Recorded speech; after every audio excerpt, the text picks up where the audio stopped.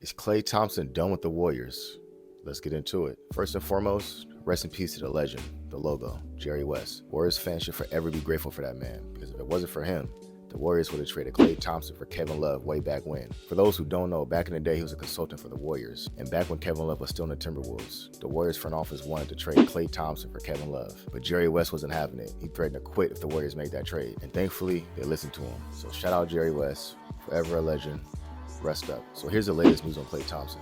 Klay is apparently upset with the Warriors' upper management for how they've handled his contract negotiations. He reportedly doesn't feel prioritized by Golden State, and he feels they have a lack of desire to get a contract done. The same sense of urgency they've had over the past few years to get contracts done with Poole, Draymond, and Wiggins, Klay feels they haven't had that with him. And in his mind, he's like, yo, I'm a franchise legend. How am I not a priority? He was also reportedly annoyed with Draymond for speaking on the Warriors giving him a contract back in 2019 after he tore his ACL. There is an unspoken rule in the NBA. Don't speak on another player's money. Klay doesn't like the narrative that's been going around that he owes the Warriors anything based off what they did for him in the past. So I can see why Klay's irritated with Draymond, especially with him being his teammate. But we also gotta acknowledge, even though it wasn't Draymond's place to bring it up, he didn't say anything that wasn't already common knowledge. The Warriors did give Klay Thompson a max contract in 2019 after tearing his ACL, essentially paying him to rehab for 2 years. Hey, y'all let me know in the comments if Klay's been a little too sensitive in this situation, or is he justified? But with that out of the way, I did want to share with y'all this trade scenario I've been thinking about. I ain't gonna lie, I've been cooking up in a trade machine these past few days. Expanding on my last video, this trade scenario revolves around getting Zach LaVine and Alex Caruso back.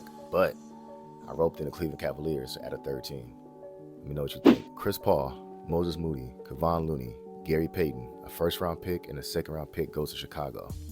Andrew Wiggins and a first-round pick goes to Cleveland. The Warriors get back Jared Allen, Zach LaVine, and Alex Caruso. Yo, y'all can't tell me I wasn't cooking with this one.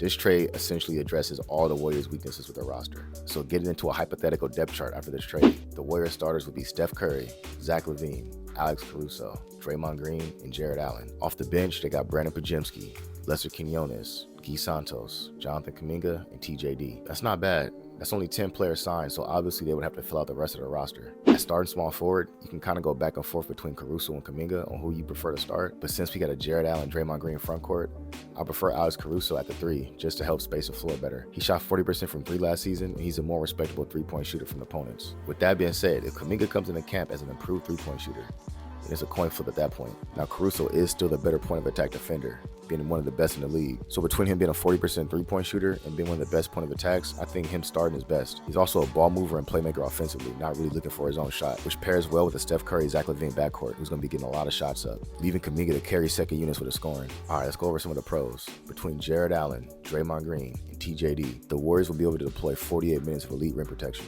All 3 of them been a defensive presence on their own. So there shouldn't be any point in the game where the Warriors don't have a rim protector on the court. The next pro, the Warriors now have the size and athleticism to match up with basically any team in the league. The T-Wolves that look like a mismatch all of a sudden don't look like a mismatch anymore. You got Jared Allen to put on Gobert, Draymond Green to put on Towns, and Alex Caruso to put on Edwards. Then you got TJD off the bench. Those are great matchups across the board for the Warriors. Think about a team like the Nuggets. You got Jared Allen or Draymond Green to put on Jokic. Then you can put the other one on Eric Gordon and sag off and dare him to shoot and just clog the paint. You then put Alex Caruso on Jamal Murray. So in all these matchups, the Warriors just match up way better. The next pro, Steph Curry has a legit second option in Zach LaVine. Zach LaVine's a career 20-point per game scorer. I think it was just 2 seasons ago he averaged, 27 a game? The last 2 seasons he's averaged 24, so he's a legit 3-level scorer. He can score at the rim, the mid-range, and from 3. Him and Steph Curry makes one of the most dynamic scoring backcourts in the league. There's not many teams that can match that shot making in the backcourt. Looking at it from the other team's perspective, why would the Cavs do this? Well, Evan Mobley's a natural center, so as long as Jared Allen's on that roster, he's holding Evan Mobley back from his best position. Now that Mobley's had a few years to acclimate to the NBA physicality and bulk up a little bit, they don't really have a need for a traditional center anymore, and they desperately need a 2-way wing. The biggest thing holding them back is their lack of depth at the wing position.